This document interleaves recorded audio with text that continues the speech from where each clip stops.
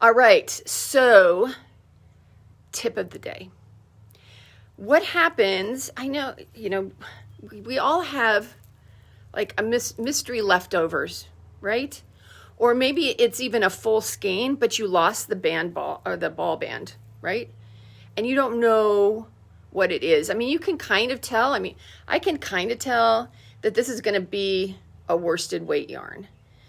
But if I'm going to try to substitute it, like what we were talking about last week with the standard yarn weights, if I want to substitute it, I really need to know more than is it just a worsted weight. So I wanted to show you how I do that. And this is how I do when I get my yarns back from the mill. This is how I figure out what I'm going to put on the ball band. So this is a cute tool. It's a yarn gauge. This was made by Cottontail Farm MVA at Etsy. This is an Etsy store. And basically it has all of your yarn weights here. I like it because they're little grooves, and so your yarn can really fit in there. So, you can put it in there and say, okay, that's the, what one is that? It's definitely smaller than the bulky, right? Because you can still see space. Now, I thought it was a worsted, so I'm going to put it in the worsted area. And it does fit in there, and it's pretty close, but it's also still a little bit too small. So then if I go to the DK one and put it in there, and it's just a little bit too big for that area. So it's going to be, again, this is one of our farm yarns. It's Fingal. It's between a DK and a worsted, like so many of my yarns are. And so that's my first test that I do, is using the yarn gauge. The other thing that you can do if you don't have one of these, although I suggest you get one because they're so convenient, and if you're a spinner, you really need one. The other thing you can do is you can do wraps per inch, and a lot of the Etsy yarns have wraps per inch in here. So here I've got an inch section here, and you just wrap the yarn around it. Now, you need to be very careful and not yank it. Don't make it tight, because if you make it tight, it's going to be thinner. See how this last one is thinner than the other guys? So you just want to wrap it loosely. And then you count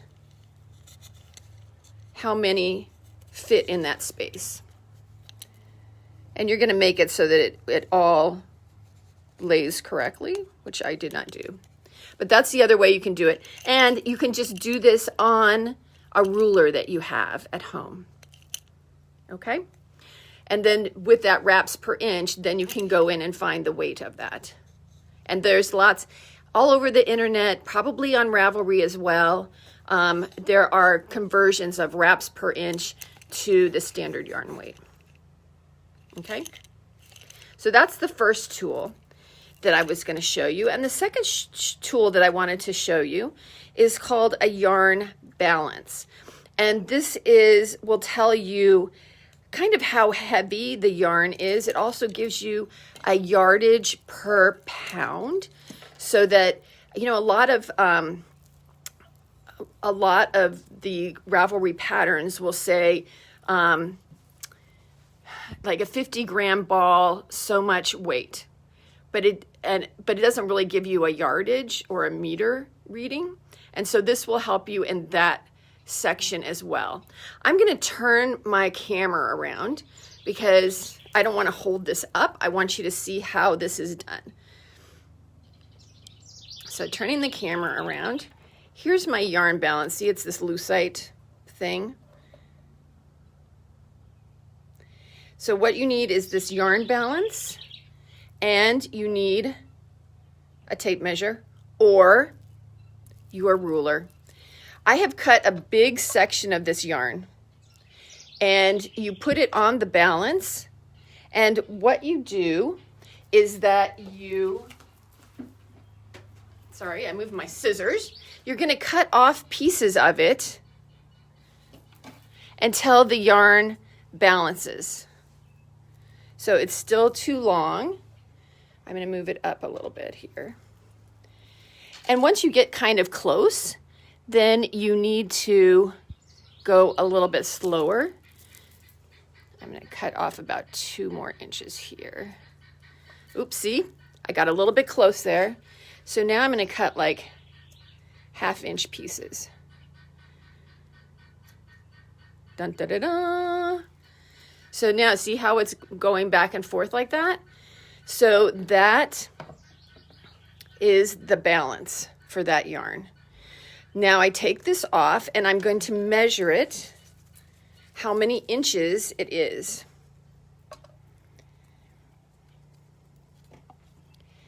All right. So moving this back here. Basically, make sure that it's like 8.5 inches. And you know what I do? All I need to do now is multiply that by 100. And that's how many yards per pound this is. So this yarn has 850 yards per pound.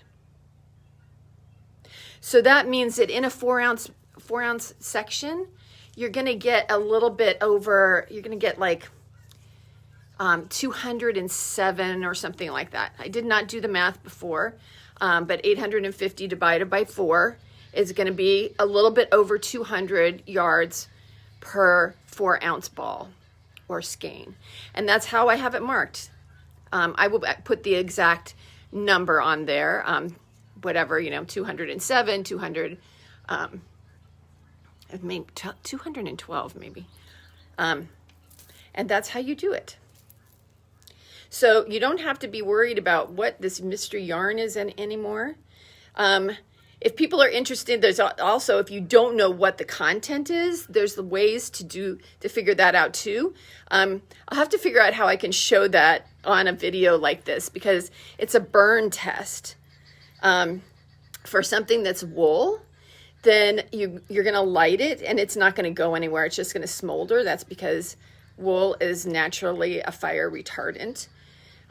If it's something that's synthetic, a polyester or an acrylic, then when you burn it, it's going to get beaded at the end. Maybe you've seen that when you made a knot in some rope and you've burnt it so that it doesn't fray. And so it makes like a plasticky bubble thing at the top. Cotton will just burn because it's a plant, and so it will burn. So that's the other way to tell when you have a mystery skein, you don't know what it is, use a yarn gauge to figure out the size, or use a ruler to figure out the size. You can use a yarn balance to figure out how many yards you might have in here, because now I can take this little whatever I have left over, right? And I can do the math to figure out, oh, this is like 180 yards. So now I know what I can make with it. So that's the value of having that yarn balance that I just showed you. And if you don't know what fiber content it is, if you have bought a bunch of different kinds of yarn and with a bunch of different kinds of fiber, you can do a burn test. So that's my tip for the day. So until I see you next time, happy making.